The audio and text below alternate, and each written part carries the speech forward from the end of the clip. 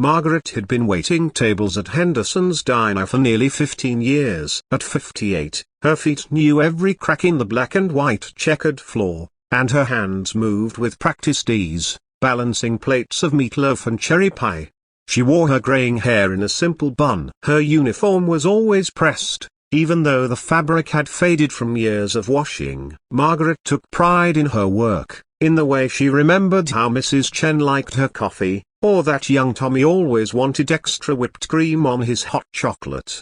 But pride didn't fill the empty apartment she returned to each night. It was a Thursday afternoon when the three women came in. Margaret recognized them immediately. They lunched at Henderson's every week, always at table 7 by the window. Rebecca, Linda, and Joyce. They wore expensive jewelry and carried designer handbags. Their laughter was loud, their conversations louder. Margaret approached with her notepad and a practiced smile. "Good afternoon, ladies. What can I get you today?" Rebecca looked up, her eyes glinting with something Margaret couldn't quite identify. "Oh, Margaret, we were just talking about you." Margaret felt her stomach tighten slightly, but she kept her expression pleasant. "Oh?" Linda leaned forward, her voice dripping with false sweetness. "We've noticed you've been alone for quite some time. Such a shame for a woman your age." Margaret's cheeks warmed, but she said nothing. Joyce chimed in. "We've decided to do something nice for you. We've arranged a blind date for you this Saturday evening, 7 o'clock,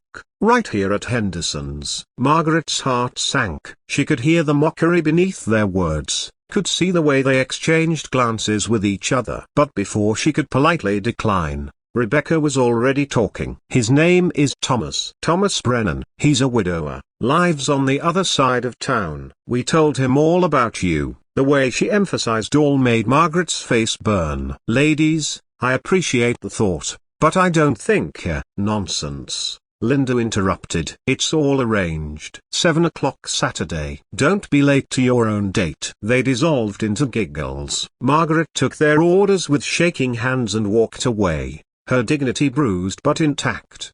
Saturday evening arrived too quickly. Margaret had considered not showing up, but something in her wouldn't allow it. Perhaps it was stubborn pride. Perhaps it was the faint hope that maybe, just maybe, this Thomas Brennan was a kind man who'd been tricked as cruelly as she had been. She wore her best dress, a simple navy blue one she'd bought on sale 3 years ago. She applied lipstick carefully and looked at herself in the mirror. The woman looking back was tired, yes, but she was still here, still standing. Henderson's diner looked different in the evening light. Margaret arrived at 10 minutes to 7, her heart pounding. She chose a booth in the corner, away from prying eyes, though she suspected Rebecca and her friends would find a way to witness whatever humiliation they'd planned. At precisely 7 o'clock, the bell above the door chimed. A man entered, pausing to scan the restaurant. He was tall, perhaps 65, with silver hair and kind eyes that crinkled at the corners. He wore a pressed shirt and a sports jacket that had seen better days but was clean and respectable. In his hands, he carried a simple bouquet of daisies. He spotted Margaret and walked over slowly, almost hesitantly. "Margaret?" His voice was gentle, uncertain. She nodded, unable to speak. "I'm Thomas Brennan."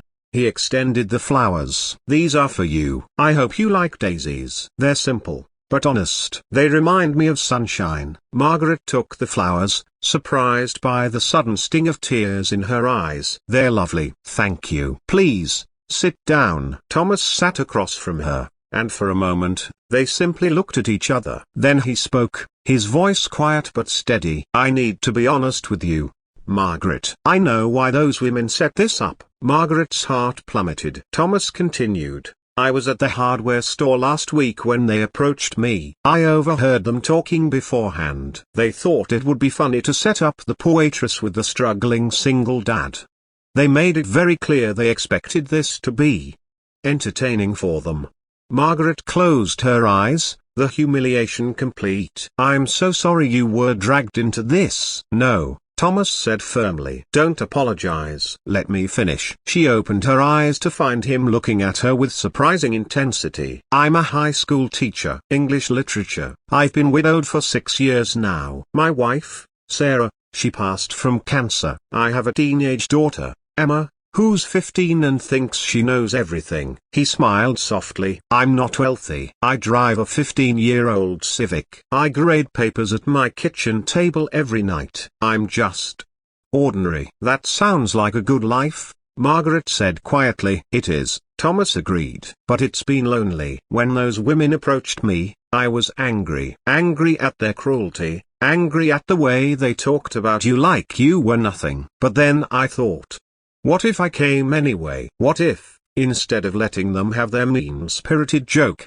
I actually showed up and treated you the way every person deserves to be treated? With respect, with kindness." Margaret felt tears spilling down her cheeks now, unable to stop them. Thomas reached across the table, his hand hovering near hers, asking permission. She placed her hand in his, and he squeezed it gently. "I don't know you, Margaret, but I know you work hard. I know you show up every day and do your job with dignity. I know that takes strength, especially when people look right through you. So I came tonight because I wanted to meet you, really meet you, not as a joke, as a person." From across the restaurant, Margaret caught a glimpse of Rebecca, Linda, and Joyce huddled near the entrance, watching with anticipation for the humiliation they expected to unfold.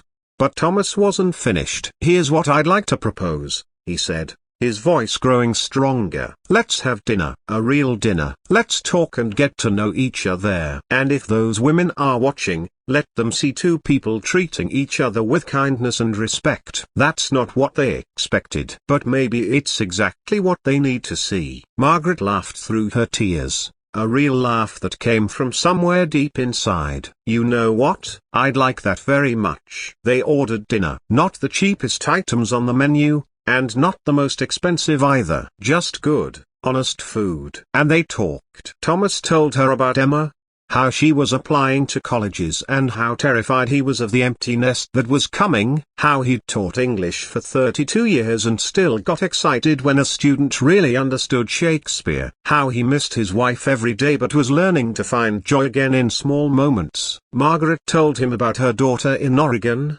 how they talked every Sunday, about how she'd started this job after her divorce, how it had been temporary but became permanent, how she loved the regulars, the way Henderson's Diner felt like a community, how she'd forgotten what it felt like to be seen as more than just the waitress. 2 hours passed like minutes. When the check came, Thomas insisted on paying. "This is a date," he said firmly. "A real one. And I asked you here, so please, let me." As they stood to leave, Thomas did something unexpected. He walked Margaret past the table where Rebecca, Linda, and Joyce were sitting, their faces frozen in confusion. The humiliation they'd expected hadn't materialized. Instead, they'd witnessed something real. Thomas stopped at their table and spoke, his voice calm but carrying an edge of steel Margaret hadn't heard before. "Ladies, I want to thank you. You thought you were playing a cruel joke, but instead, you introduced me to someone remarkable. Margaret has agreed to have dinner with me again next week, and the week after that,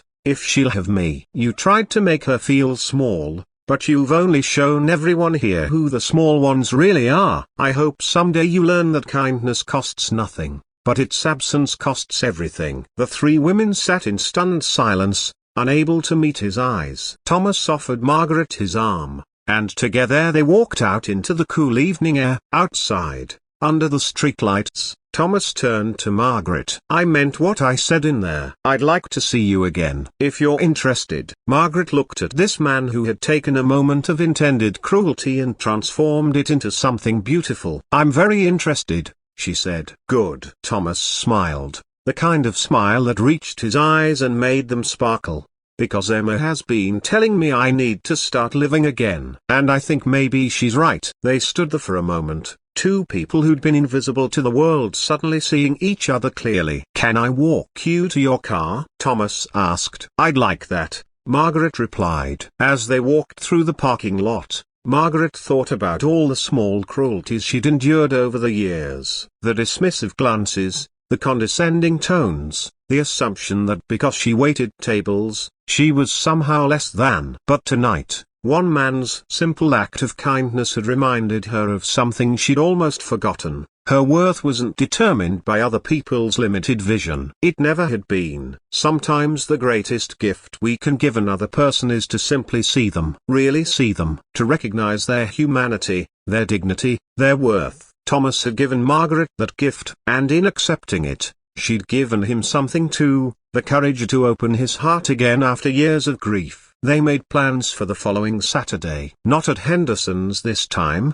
but at a little Italian restaurant Thomas knew, where they could talk without an audience. As Margaret drove home that night, the daisies sitting on her passenger seat, she realized something profound. Those three women had tried to diminish her, to make her feel small and worthless. But their cruelty had backfired in the most unexpected way. They'd accidentally brought two lonely people together. Two people who understood what it meant to keep showing up, to keep trying, to maintain dignity in the face of life's disappointments. And that was something no amount of expensive jewelry or designer handbags could buy. Genuine human connection, built on mutual respect and kindness. The joke had been on Rebecca, Linda, and Joyce all along. They just didn't know it yet. Sometimes the best response to cruelty isn't anger or revenge. Sometimes it's simply choosing kindness anyway. Choosing to see the humanity in another person. Choosing to treat them with the dignity everyone deserves. Thomas had understood that, and in understanding it, he'd changed everything.